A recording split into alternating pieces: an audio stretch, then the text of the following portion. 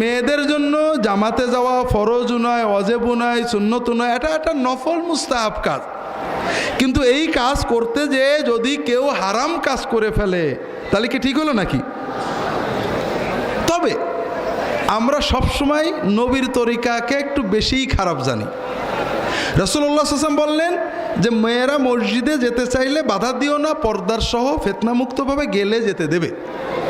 আমরা বললাম না, মোটেই যাবে না, যত কিছু কেউ যাবে না, গেলেই ফিতনা।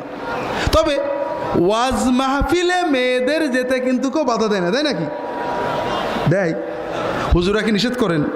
আচ্ছা বলেন তো, ফিতনা কি মসজিদে বেশি হয় না ওয়াজ মাহফিলে বেশি হয়? আমি নিজে টুকটাক মাহফিলে তো যাই। প্রত্যেক মাহফিলের আগেই একটা মেলা থাকে, থাকে না? থাকে না? মেলার ভিতর দিয়ে যে মসজিদে যেতে হয়। আর অনেক মাহফিলে ওয়াজ মাহফিলের চেয়ে মেলা মাহফিলের জনসংখ্যা বেশি থাকে, থাকে নাকি? হ্যাঁ।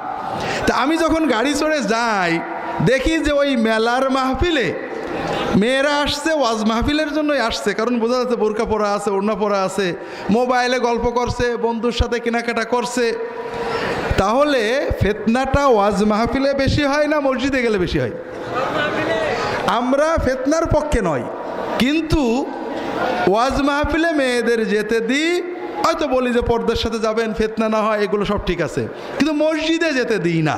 যতই বলি যে মসজিদে ফিতনা ছাড়া আলাদাভাবে যদি মেয়েরা পর্দায় যেতে পারে সমস্যা নেই, তবু আপনাদের মনে শান্তি হয় না। কারণ রাসূলুল্লাহ সাল্লাল্লাহু আলাইহি ওয়াসাল্লাম যেহেতু বলেছেন যে তোমরা যেতে দিও, আমাদের কথা হলো না, আমরা যেতে দেব না।